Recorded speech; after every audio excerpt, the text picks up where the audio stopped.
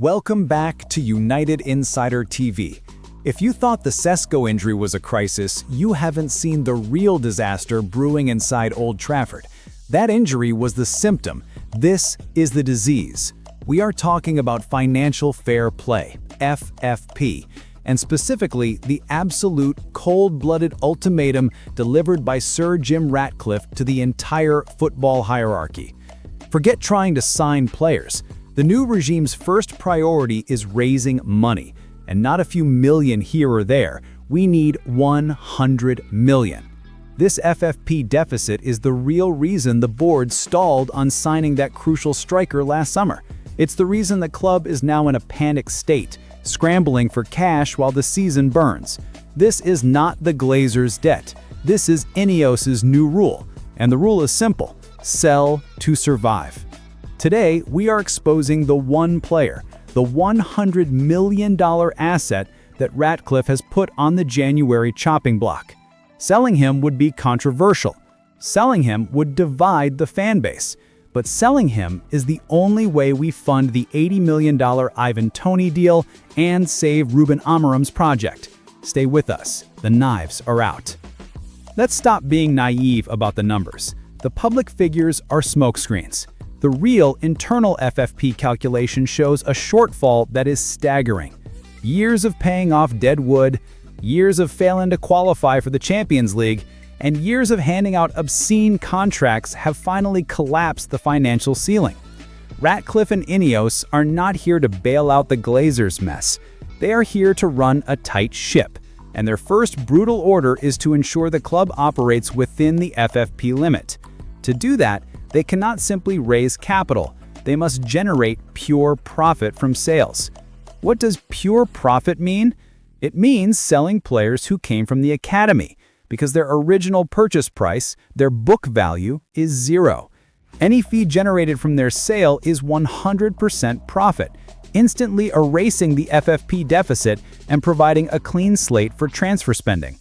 This eliminates most of the dead wood we want to sell, Martial, Varane, Casemiro, because selling them, even with a low fee, often results in a loss due to their amortized value and massive wages. We need a clean, high-value profit generator. This is the logic that has led the new regime to the most unthinkable, most divisive conclusion: the sale of one of the club's most prized and most valuable assets, a player who has generated serious interest from clubs across Europe. We are talking about a player who has the market value to fetch the required $100 million needed to satisfy FFP and buy Toney. And that player, according to our insider sources, is none other than KOBBIE MAINOO.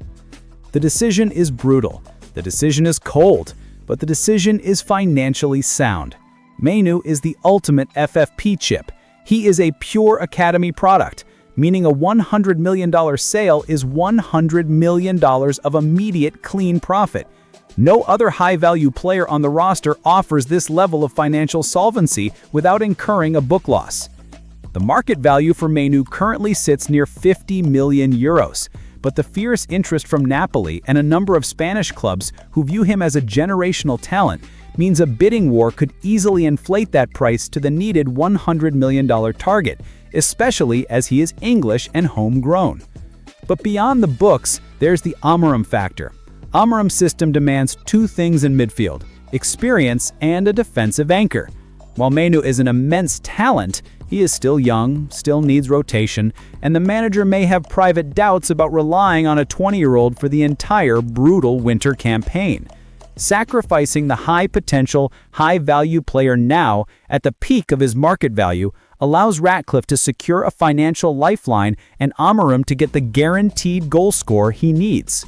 We are told that Ineos presented this logic to the coaching staff: sell the high-value, high-risk asset to acquire the proven world-class certainty. This is the new, brutal culture of the club. Sentimentality is dead. Results and financial sustainability are everything. MAINOO is the future, yes, but the club is in an immediate crisis. Do you sacrifice a piece of the future to secure the stability of the present? Ratcliffe has decided the answer is a resounding yes. This isn't about clearing dead wood. This is a strategic swap. The Mainoo sale is the fuse and the Toney purchase is the explosion that fixes the team. This isn't selling to survive, it's selling to upgrade. The $100 million generated by the sale doesn't just clear the FFP books, it gives the club the liquidity to immediately trigger the Toney transfer. Without this injection of clean profit, the Toney deal is dead. Toney offers the club 4 things that Mainoo's sale directly facilitates, especially in the wake of the Sesko injury. Guaranteed goals. Toney is a proven 20-goal-a-season Premier League striker. He doesn't need time to adapt. Physicality. He brings the fight and the presence needed to hold up the ball in the rough and tumble winter fixtures that Sesko will miss. Amorim's pressing machine. Toney's defensive work rate and intelligent pressing angles are precisely what Amorim's high-energy system demands. Mainoo's absence is mitigated by buying the piece the attack desperately needs. Mental strength. Toney's attitude is fierce. He won't buckle under the pressure of the United shirt. He thrives on it. The internal debate is fierce. The traditionalists argue that selling Mainoo, the heart of the midfield, is a sporting tragedy. But Ratcliffe's finance team counters that missing out on the top 4 due to a striker crisis is far more expensive than any midfield development. The money must be reinvested where the need is most urgent. This is a high-stakes gamble.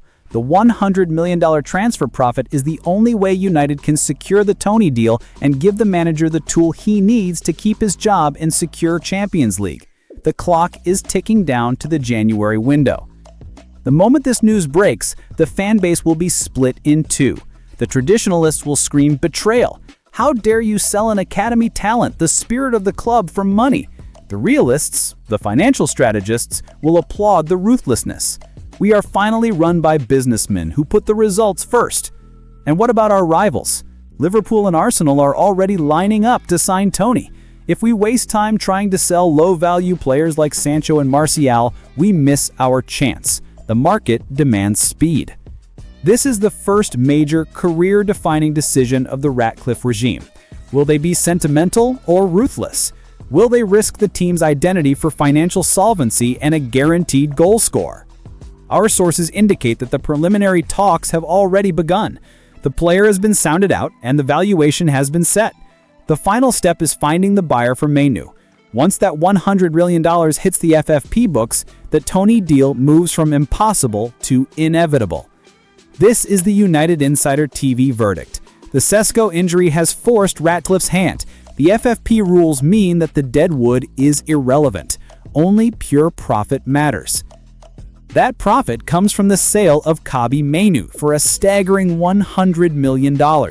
This is the price of keeping the club financially solvent and the price of signing Ivan Toney.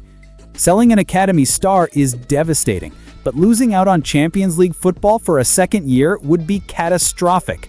This is a sacrifice the new, ruthless United must be willing to make. Now the conversation shifts to you. You've heard the brutal financial truth. In the comments section below, tell me, do you agree with Ratcliffe? Is selling KOBBIE MAINOO for $100 million a necessary evil to fund the Ivan Toney transfer and secure top 4? Give me your strongest arguments, yes or no. If you appreciate this kind of raw, unfiltered insight into the boardroom decisions that the media won't touch, smash that like button now. We need to send a message to the board that the fans are demanding action. And finally, for the next twist in this transfer saga, make sure you are subscribed to United Insider TV and have those notifications turned on. This crisis is just getting started, and we'll be here every step of the way, giving you the cold, hard financial truth. Thank you for tuning in, and we'll catch you on the next emergency broadcast.